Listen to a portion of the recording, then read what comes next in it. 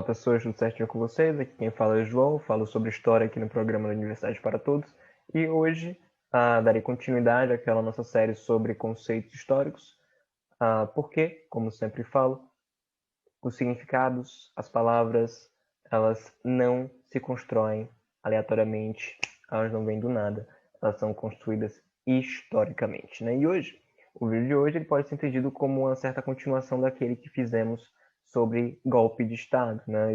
E eu espero que fique bem clara a diferença entre esses dois conceitos, visto que hoje falaremos sobre revolução, né? Revolução é um conceito que, né, em geral, na academia, às vezes, na universidade, às vezes, alguns conceitos geram certa polêmica, né? Certa controvérsia, mas revolução não gera tanto, né? Ela tem um sentido que é bastante, que é relativamente bem aceito pela comunidade acadêmica em geral. Revolução, é, a ideia, né, o conceito, ele remonta um pouco ali, ele remonta ao período da Renascença, né, ao período do Renascimento na Europa, então estamos falando ali dos séculos XIV, XV, XVI, mas veja só, ele não significava, ele não tinha nenhuma conotação política, social na época, ele estava muito mais relacionado com a astronomia, porque ele era utilizado para falar sobre o movimento dos astros. Só a partir da Revolução Inglesa do século XVII que o sentido político passa a estar conectada com a ideia de evolução. Mas veja que ainda não é o entendimento que nós temos hoje, porque no século XVII o entendimento que se tinha era de um processo no qual um sistema se restabelecia após um período de turbulência, ou seja, era a reestruturação, era a restauração do sistema que era entendida como a evolução. O sentido que nós entendemos hoje, que nós atribuímos hoje à revolução, ela vem mais ali do século XVIII, especificamente a partir da Revolução Francesa, né? A grande revolução burguesa ali, que segundo muitos, abre o caminho para a consolidação do sistema capitalista, que inclusive geraria também a nova classe revolucionária, que se no período da Revolução Francesa foi a classe burguesa, no período do capitalismo estabelecido, os proletários, a classe do proletariado, seria a grande responsável, seria a classe revolucionária, por assim dizer.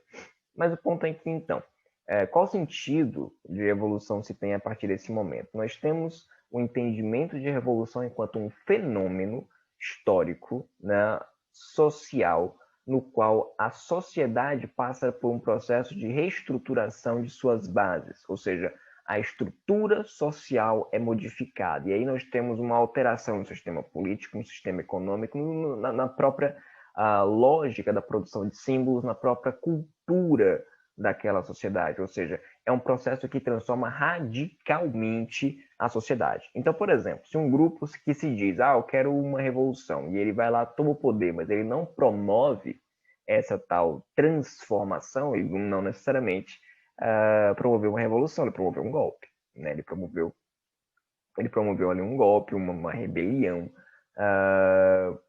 mas não necessariamente aquilo revolucionou a sociedade. Então, esse é o significado, esse é o entendimento que se passa até a partir do século XVIII, XIX, do que é uma revolução, né? E para o historiador Hector Bruti, por exemplo, nós ainda podemos perceber as características, né? Porque não é uma revolução simplesmente, né, uma transformação que ocorre dentro de um período de longa duração. Tem que ser um período de relativa curta duração, tem que ser mudanças dinâmicas, mudanças que se sucedem, mudanças que vão reestruturando como aquela sociedade se percebe. Então você deve até imaginar que alguém que está experienciando um período revolucionário, ele não necessariamente acha isso confortável, porque uma revolução por si, pela base do seu entendimento, ele é um processo que retira a sociedade de seu repouso, de sua inércia. Ele promove o desconforto, ele promove a movimentação, ele promove a transformação. E isso, em geral, pode gerar algum tipo de desconforto.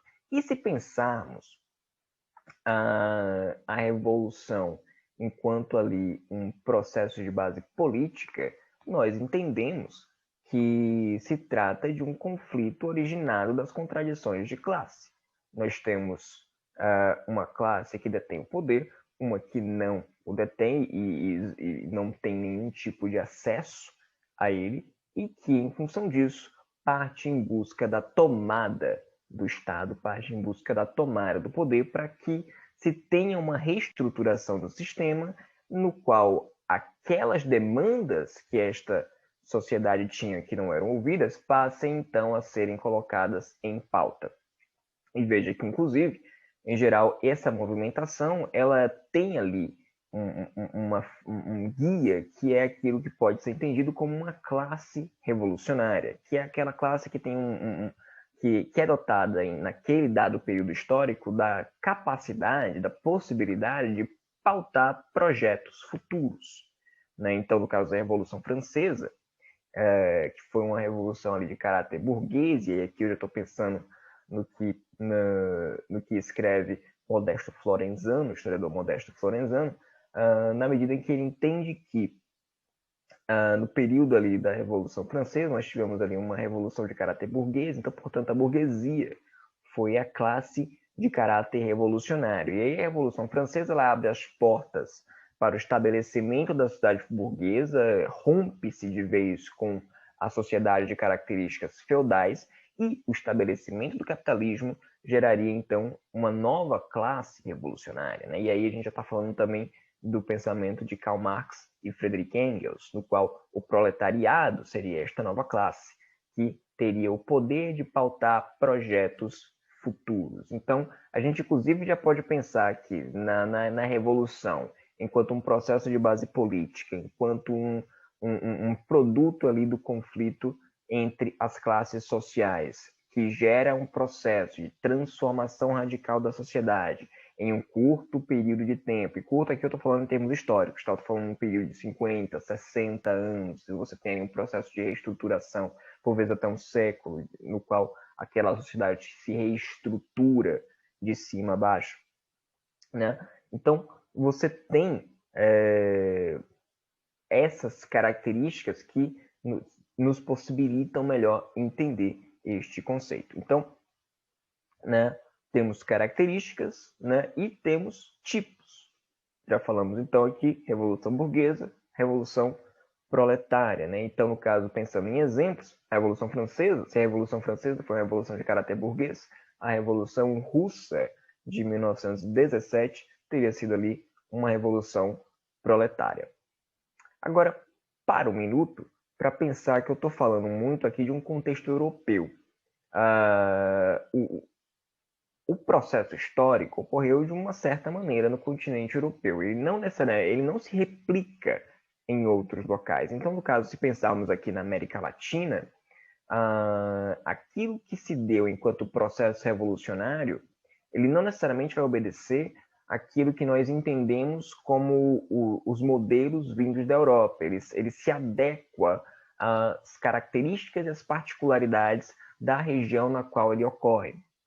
Então, por exemplo, no caso da América Latina, que passou por um extenso processo de colonialismo, e além disso, o imperialismo econômico no pós-independência das nações latino-americanas continuou impondo seus interesses. Então, revoluções como o caso da Revolução Cubana, eles tiveram, em primeiro momento, um caráter de revolução nacionalista e anti-imperialista para depois se colocarem ao lado dos ideais socialistas. Então, as características de uma dada realidade, as particularidades de uma dada região, elas tendem a informar como um certo processo tende a ocorrer. Não se pode ficar replicando realidades distintas como se fosse ali modelos laboratoriais que você consegue controlar necessariamente os resultados.